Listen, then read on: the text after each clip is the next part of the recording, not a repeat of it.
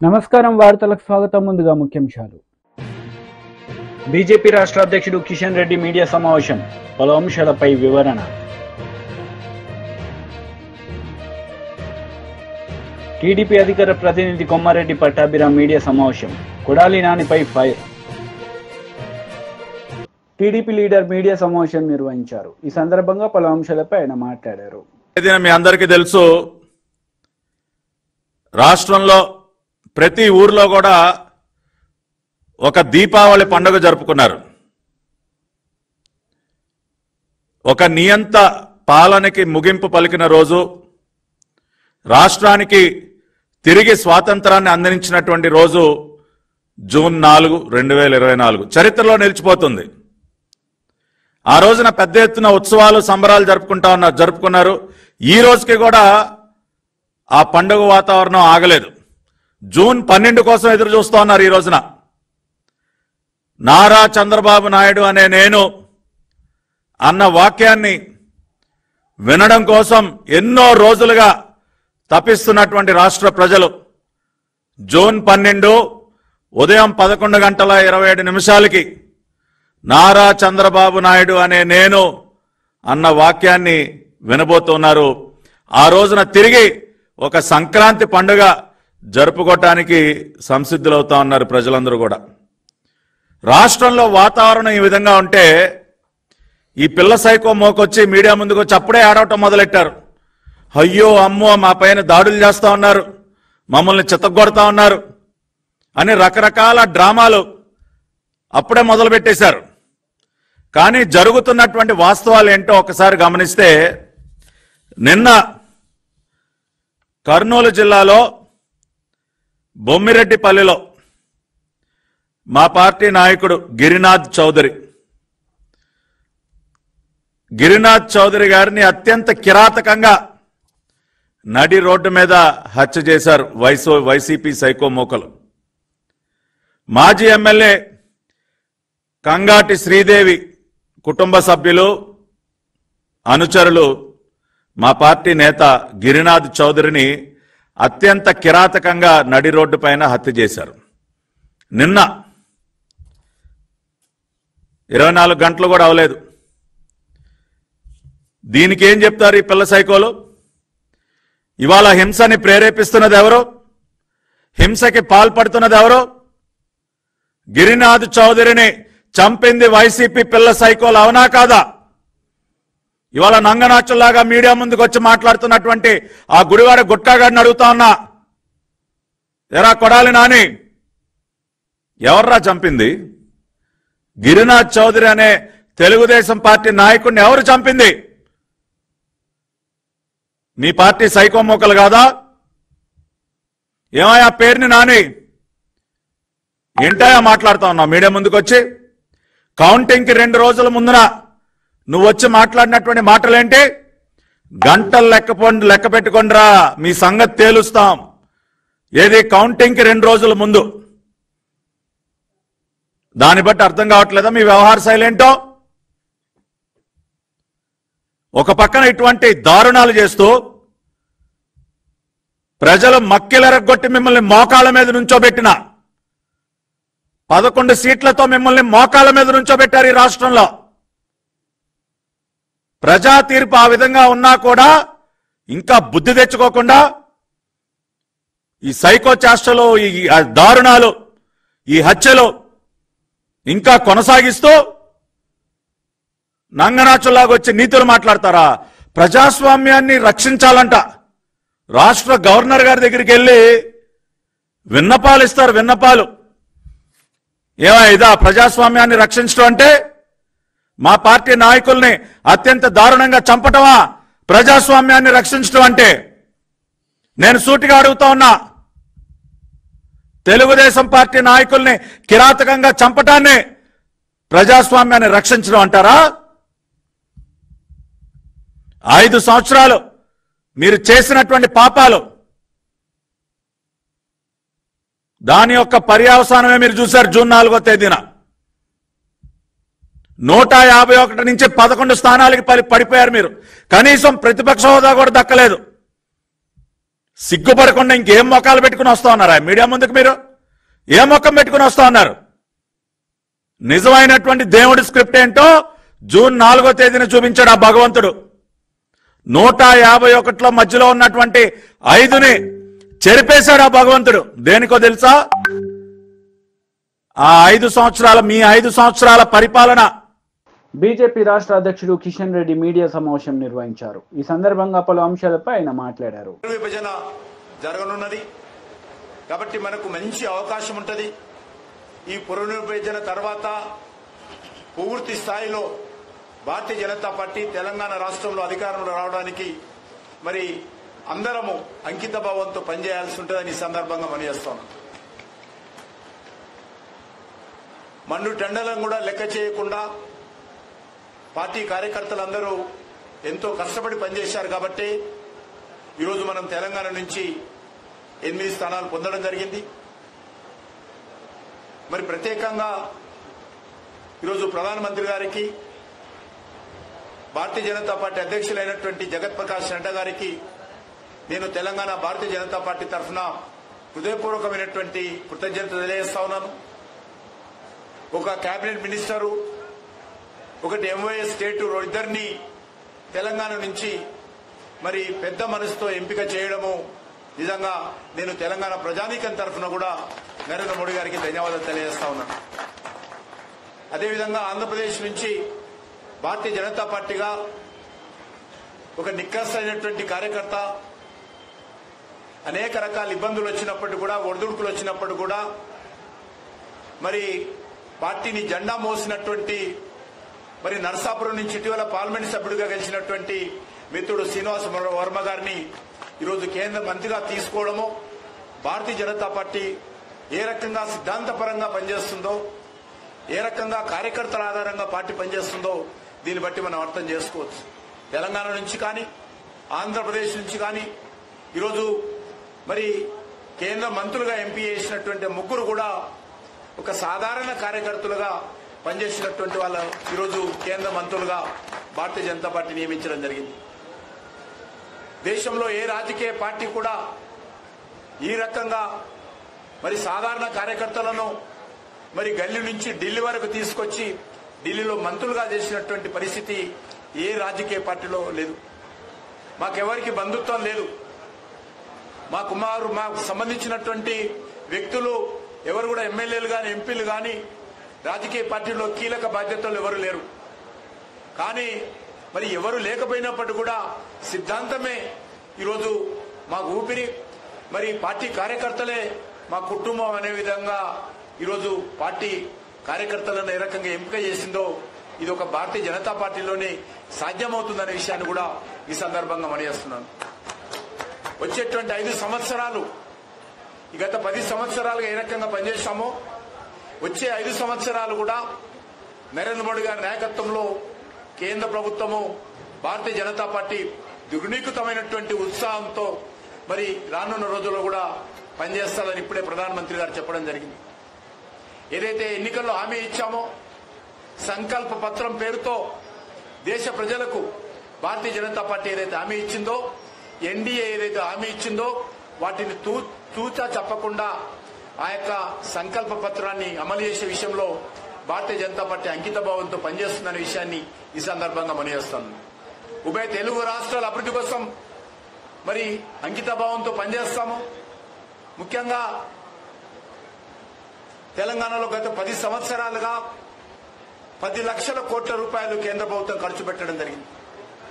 దేశంలో జాతీయ రహదారుల విషయంలో కావచ్చు, దేశంలో రైల్వేల అభివృద్ధి విషయంలో కావచ్చు, దేశంలో పేద ప్రజలకు సంబంధించినటువంటి మరి ఉచితంగా రేషన్ బియ్యం సరఫరా కావచ్చు, గ్రామాలకు ప్రధానమంత్రి సడ యోజన కావచ్చు, గ్రామాలకు మళ్ళీ జలశక్తి మంత్రిత్వ శాఖ ద్వారా మంచినీటి సరఫరా చేసేటువంటి నల్లాల ద్వారా సరఫరా చేసేటువంటి కార్యక్రమం కావచ్చు, దేశవ్యాప్తంగా పూర్తి స్థాయిలో అమలు చేయనున్నాం.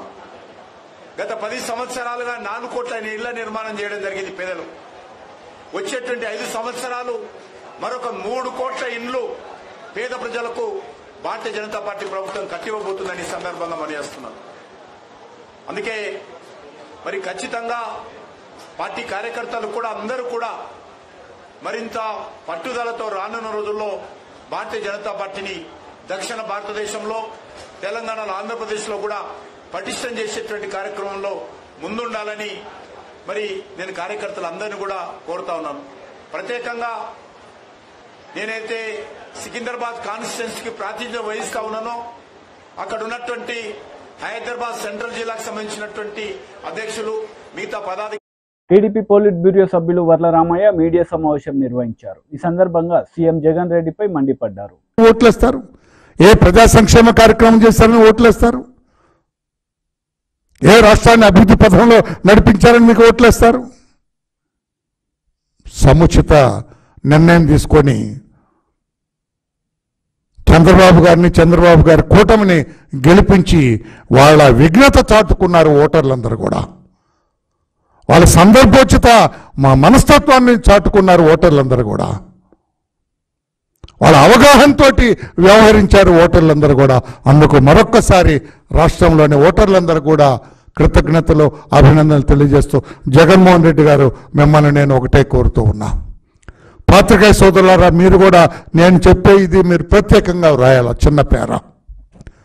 మీరు 5 సంవత్సరాలు మీ పైనున్న సిబిఐ దాఖలు చేసిన 11 ఛార్జ్షీట్లో ఒక్కరోజు కూడా కోర్టుకు అటెండ్ అవ్వలేదు. మీరు మీ ముఖ్యమంత్రిత్వాన్ని అడ్డు పెట్టుకొని నేను వస్తే ఎంతో ఖర్చు అయిపోతుంది, లేదా ల్యాండ్ ఆర్డర్ ప్రాబ్లం వస్తుందని కోర్టుల్లో కూడా తప్పుదారి పట్టించి భయపెట్టి మీరు 5 సంవత్సరాలు కోర్టుకు రాలేదు. Now you are a free man. ఏ శాంతి భద్రతలు విఘాతం ఉండదు, రాష్ట్రానికి ఏ ఖర్చు ఉండదు, ఎవరు కూడా మీకు ఇబ్బంది పెట్టరు. మీరు ప్రతి శుక్రవారం కోర్టుకు అటెండ్ అవ్వాలా. నేను న్యాయస్థానాన్ని కూడా సిబిఐ కోర్టును కూడా నేను విజ్ఞప్తి చేస్తూ ఉన్నా. ఆయన ఫ్రీగా ఉన్నాడు కనుక రోజువారీ విచారణ జరిపించండి. అక్కడే ఉంటారు హైదరాబాద్లోనే. ఆయన బ్రహ్మాండంగా లోటస్ పాండ్ కదా, లోటస్ పాండ్లో బ్రహ్మాండమైన బంగ్లా ఉంది ఆయనకి. ఎన్నో రూమ్లు ఉన్నాయి. అక్కడే విశ్రాంతి తీసుకుని అక్కడే ఉంటారు. రోజు కోర్టుకు అటెండ్ అవ్వాలా. రోజువారీ విచారణ జరిపించాలని చెప్పి నాకు కోరుతాను. ఎందుకంటే 5 సంవత్సరాలు వేస్ట్ అయిపోయింది. అది న్యాయస్థానాలు నేను తప్పుపట్టను. నేను మీరెందుకు దాన్ని అంగీకరించారో మీకు తెలియాలి, జగన్మోహన్ రెడ్డి గారికి తెలియాలి. మాకేం తెలియదు. అది రాష్ట్ర ప్రజలకు మాత్రం అనుమానం ఉన్నది, ముఖ్యమంత్రికి ఎందుకు ఇంత వెసులుబాటు కల్పించారని. దానికి కోర్టు కూడా ఒక క్లారిటీ ఇవ్వాల్సిన అవసరం ఉంది. కోర్టును తప్పుపట్టడం లేదు, క్లారిటీ ఇవ్వమని మాత్రం నేను కోరుతున్నా. ఎందుకు ముఖ్యమంత్రికి ఇంత వెసులుబాటు కల్పించారు? చట్టంలో ఎక్కడా లేదే ముఖ్యమంత్రికి వెసులుబాటు కల్పించాలని మీరు ఇచ్చారు. 5 సంవత్సరాలు ఒక్కరోజు కూడా అతను కోర్టుకు అటెండ్ అవ్వలేదు. ఇప్పుడు ఫ్రీగా ఉన్నాడు కనుక రోజువారీ విచారణ జరిపించి ఆయన మీద ఉన్న సిబిఐ 11 కేసుల్లో కూడా విచారణ పూర్తి చేయండి అని చెప్పి కూడా, ఆయన నిర్దోష అయితే వదిలేయండి, దోష అయితే పంపించండి. లోనా బయట ఆటలో ఉన్నాడు ఇప్పుడు. ఆయన లోపలికి వెళ్తాడా బయట ఉంటాడా తేల్చండి. ఇంకా రాష్ట్ర ప్రజలు ఆ ఉత్కంఠలోనే ఉన్నారు. ఏమవుతుంది, జగన్మోహన్ రెడ్డి గారు లోపల ఉంటారా బయట ఉంటారా, లోనా బయట? అందుకని దాన్ని త్వరితగతిన తేల్చండి అని చెప్పి కూడా గౌరవ న్యాయస్థానాన్ని కూడా నేను కోరుతూ ఉన్నా. మీరు కూడా జగన్మోహన్ రెడ్డి గారు, మీరు కూడా మిమ్మల్ని మీరు దానికి అర్పించుకోండి. నేను రోజు కోర్టుకు వస్తానని చెప్పండి. 5 ఏళ్ళు రాలేకపోయాను ముఖ్యమంత్రి పదవిని అడ్డు పెట్టుకొని. ఇప్పుడు నేను ఫ్రీగా ఉన్నాను కనుక పాపం ఆయనకి ఇది కూడా దక్కినట్లేదు కదా, ప్రతిపక్ష హోదా కూడా లేదు ఆయనకి, లేదు కాబట్టి you are an ordinary MLA కనుక మీరు అటెండ్ అవ్వండి కోర్టుకి, ప్రతిరోజు అటెండ్ అవ్వండి. త్వరితగతిన ఈ కేసులన్నీ కూడా 5, 6 ఎన్ఫోర్స్మెంట్ డైరెక్టరేట్ ఛార్జ్షీట్లు ఉన్నాయి, 11 సిబిఐ ఛార్జ్షీట్లు ఉన్నాయి. ఈ కేసులన్నీ కూడా క్లియర్ చేసుకోండి. న్యాయస్థానం కూడా ఒక ప్రత్యేకంగా చూడాలి జగన్మోహన్ రెడ్డి గారి ఈ కేసుల విషయం అని చెప్పి కూడా మళ్ళీ కోరుతున్నా. మీరు 5 సంవత్సరాలు అతనికి వెసులుబాటు ఇచ్చి జనం అందరిలో కూడా ఒక ప్రశ్నార్థకంగా మిగిలింది కనుక మీ వెసులుబాటు ఇచ్చిన విధానం మీరు దాన్ని సరిదిద్దుకునే అవకాశం కూడా, ఐఎమ్ సారీ అట్లా మాట అనొచ్చో లేదా, కోర్టులకి చేసిన తప్పు దిద్దుకునే అవకాశం వచ్చిందని అనొచ్చో లేదో నాకైతే తెలియదు. కానీ మీరు ఈ జగన్మోహన్ రెడ్డి గారిని రోజువారీ విచారణ జరిపించి త్వరితగతిన న్యాయ విచారణ జరిపించండి. అతను పాపం ఏ పాపం ఎరగడు, కష్టపడి చెమటొచ్చి ఇటుక పేర్చి ఇంత ధనం సంపాదించారని మీకు రుజువులతో సహా ఉంటే వదిలేయండి. లేదు కొట్టేశాడు వాళ్ళ తండ్రి ముఖ్యమంత్రిని అడ్డు పెట్టుకొని. కాంగ్రెస్ నేతలు మీడియా సమావేశం నిర్వహించారు. ఈ సందర్భంగా పలు అంశాలపై వారు మాట్లాడారు. आरएसएस के एक नेता ने यौन शोषण का गंभीर आरोप लगाया है। संघ परिवार के नेता हैं शांतनु सिन्हा, वो बीजेपी के बंगाल के पदाधिकारी राहुल सिन्हा के भाई हैं, एबीवीपी के सदस्य रह चुके हैं, हिंदू संघ के प्रमुख हैं। उनका कहना है कि बीजेपी आईटी सेल के प्रमुख अमित मालवीय बंगाल में औरतों का यौन शोषण करते हैं और सिर्फ 5 सितारा होटलों में ही नहीं, बीजेपी के दफ्तर तक में ये काली करतूतें चलती हैं। उन्होंने बंगाली में ट्वीट करके, बांग्ला में ट्वीट करके यह भी लिखा है कि बीजेपी नेताओं में होड़ लगी हुई है औरतों की आपूर्ति करने की। उनका कहना है कि ये सब लोग मिलकर, और अमित मालवीय का नाम लेकर उन्होंने कहा है, औरतों का यौन शोषण करते हैं। ये आरोप कांग्रेस पार्टी का नहीं है, ये आरोप संघ के एक व्यक्ति का है जो बीजेपी से जुड़ा हुआ है। मैं जानना चाहती हूं, बीजेपी की आईटी सेल है या दरिंदों का जमावड़ा है? आपको याद होगा उत्तर प्रदेश के आईआईटी बीएचयू का वो गैंग रेप कांड, जिसमें सक्षम पटेल, कुणाल पांडे, आनंद चौहान जैसे लोगों का नाम आया था। ये सब शीर्ष नेतृत्व ही नहीं, प्रधानमंत्री मोदी के बड़े करीबी लोग, लेकिन ये बीजेपी की आईटी सेल के संयोजक, सह संयोजक और उसके सदस्य थे। तो दरिंदों का जमावड़ा है क्या बीजेपी की आईटी सेल? आज सवाल इस बात का है, आज सवाल इस बात का है कि बीजेपी की आईटी सेल में कैसे लोग हैं भाई? एक ध्रुव सक्सेना था, आईएसआई की मुखबिरी करते हुए पकड़ा गया था, हिंदुस्तान में मुखबिरी करता था आईएसआई के लिए। ये किन दरिंदों से, किन लोगों से भरा हुआ है बीजेपी की फेक न्यूज फैक्ट्री, बीजेपी की आईटी सेल? और बीजेपी में कितने महिला विरोधी लोग हैं भाई? हाथरस से लेके लखीमपुर, लखीमपुर से लेके उन्नाव, उन्नाव से लेकर चाहे वो उत्तराखंड की अंकिता भंडारी हो, चाहे वो गुजरात की बेटी बिल्किस बानो हो, चाहे वो इस देश की सबसे होनहार खिलाड़ी बेटियां हो, हर बार आरोपी बीजेपी का नेता, कभी कुलदीप सेंगर, तो कभी चिन्मय आनंद, तो कभी ब्रजभूषण, तो कभी अंकिता भंडारी का हत्यारा जिसके पिता बीजेपी के नेता है। कैसे लोगों से बीजेपी भरी पड़ी है? और सवाल इस बात का है कि इतने गंभीर आरोप आपके बड़े पदाधिकारी के खिलाफ लगे, लेकिन एक शब्द नहीं बीजेपी की ओर से, कोई प्रतिक्रिया नहीं, कोई उस पर एक्शन लेने की बात नहीं। तो आज सवाल इस बात का है कि सुई टपक सन्नाटे का सच क्या है? किसको बचाया जा रहा है? क्यों बचाया जा रहा है? किसके कहने पर बचाया जा रहा है? अगर इतना बड़ा आरोप किसी बीजेपी के बड़े पदाधिकारी पर लगा है, तो बीजेपी का नेतृत्व क्या कर रहा है? नरेंद्र मोदी किस मुंह से महिलाओं की संरक्षण की बात करते हैं, जब वो संरक्षण हर बार आरोपी को देते हैं? और ये महज संयोग नहीं है, महज संयोग नहीं है कि फिर से यौन शोषण का आरोप एक ऐसे व्यक्ति पर लगा जो सत्तारूढ़ दल में एक बड़े पद पर बैठा है, जो प्रचार प्रसार का एक तरह से प्रमुख है, जो नैरेटिव बनाता है। इस व्यक्ति ने अपना इतिहास इनका खखोल लीजिएगा, इतने ऐसे व्यक्ति को ऐसे पद पर बिठाना, यह बीजेपी का नैतिक दिवालियापन दिखाता है। यह वो व्यक्ति है जिसने खुलेआम पोर्नोग्राफी की बात करी है, यह वो व्यक्ति है जिसने विपक्ष के खिलाफ झूठ मनगढ़ंत कहानियां, हर तरह के षड्यंत्र रचे हैं। राजनीतिक प्रतिद्वंद्विता को किनारे रखकर इसने देश के प्रथम प्रधानमंत्री पंडित नेहरू तक को नहीं बख्शा। उनकी अपनी बहन और भतीजियों के साथ की फोटो को इसने दुष्प्रचार करके चलाया, लांछन लगाए। इस आदमी ने राहुल गांधी के बयानों को काट छाट कर उनकी छवि धूमिल करने का कुत्सित प्रयास किया। इस व्यक्ति ने तमाम मर्यादाओं को लांघते हुए सोनिया जी के खिलाफ, विपक्ष के तमाम नेताओं के खिलाफ दुष्प्रचार किया। कोई राजनीतिक मर्यादा, कोई राजनीतिक शुचिता इस आदमी ने नहीं रखी और एक ऐसी फेक न्यूज फैक्ट्री बना दी बीजेपी की, जो सिर्फ झूठ, सिर्फ मनगढ़ंत कहानियां, मनोहर कहानियां रचती है, आधा सच और पूरा झूठ फैलाती है। तो आज हमारी मांग है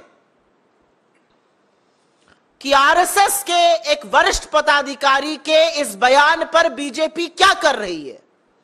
हमारी मांग है कि एक निष्पक्ष जांच हो।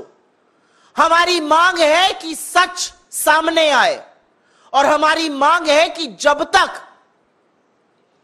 जांच पूरी तरह से कार्रवाई ना हो जाए, सत्तारूढ़ दल के इतने बड़े पद पर एक ऐसा व्यक्ति नहीं बैठ सकता है जिस पर इतने बड़े यौन शोषण के गंभीर आरोप लगे हैं। मैं पूछना चाहती हूं, मंत्रालय आवंटन तो अभी बाकी है, लेकिन क्या कोई नया बाल विकास मंत्री जो भी बनेगा या बनेंगी, वो भी पहले वाली की तरह आंखों पर पट्टी और मौन व्रत रख लेंगी? इस देश में राष्ट्रीय महिला आयोग तो है, वो सिर्फ विपक्ष में जब कुछ होता है तो जागती हैं। इसका स्वतः संज्ञान नहीं लीजिएगा, नहीं जाइएगा कोलकाता, नहीं कीजिएगा कार्रवाई।